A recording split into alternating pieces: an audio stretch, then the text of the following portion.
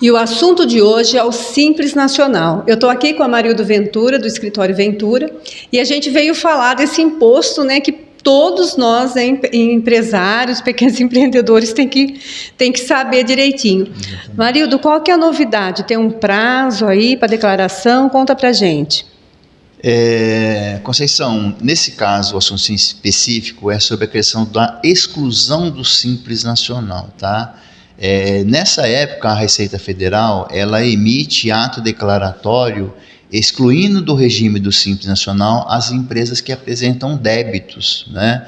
Então, esses contribuintes, eles têm que ficar atentos nesse período, porque é recorrente, todos os anos acontece isso, todos os anos esses contribuintes têm que tomar as medidas para se resolver com o fisco, para continuar tendo esse benefício de uma carga tributária menor.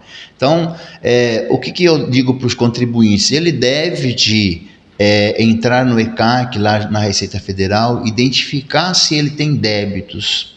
Se ele tiver débitos, provavelmente vai haver uma mensagem, né, dentro do ECAC, onde traz o ato declaratório da exclusão do Simples Nacional. Ele tem que identificar quais são os débitos e, a partir do conhecimento do ato declaratório, ele tem um prazo para regularizar todos esses débitos com a finalidade de se manter dentro do regime do Simples Nacional.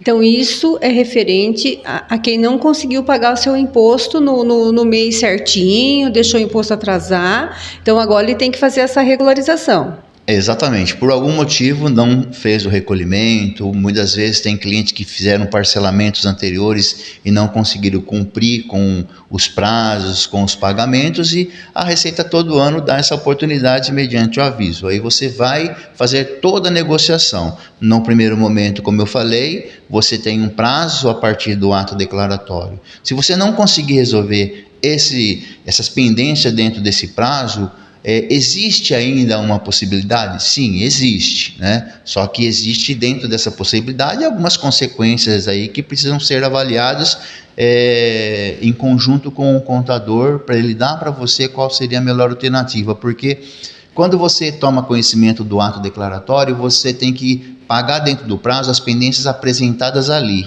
A partir do momento que você não cumpre com esse prazo, pode ser que venham a surgir mais débitos. Então aí você tem prazo para regularizar isso, porém você não pode ficar devendo nada, tem que ser tudo negociável ou quitado.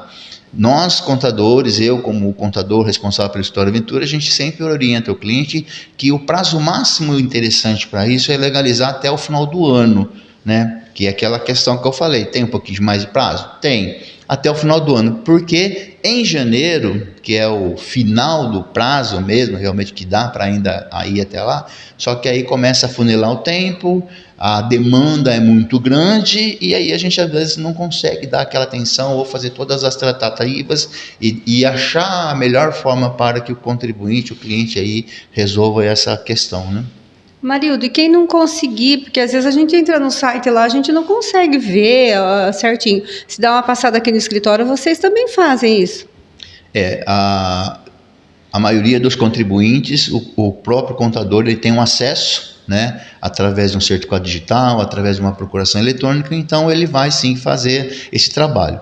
Nós é que comunicamos basicamente de uma forma antecipada aos nossos clientes para isso. O cliente, ele não tem essa noção, não tem essa ideia, mas aí é uma situação mais específica ainda, que o microempreendedor individual, ele também está inserido nesse problema, né? Então quem tem um escritório de contabilidade, microempreendedor individual, contratou uma empresa de contabilidade, nós vamos fazer esse trabalho, verificar se tem pendências e ajudá-los a resolver. Só que aqueles que não optaram por não ter um profissional da contabilidade, e aí é de responsabilidade dele fazer esse acesso ao ECAC através de um certificado digital ou através da senha do GovBR dele. Lá ele consegue ver isso, mas logicamente ele não vai ter o conhecimento para solucionar, o que tem que fazer, como que eu devo proceder. Aí sim é lógico que ele vai haver a necessidade de contratar um escritório de contabilidade para ajudá-lo a resolver essa questão.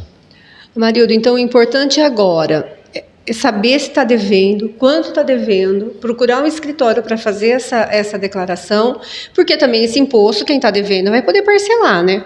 É possível fazer o parcelamento, né?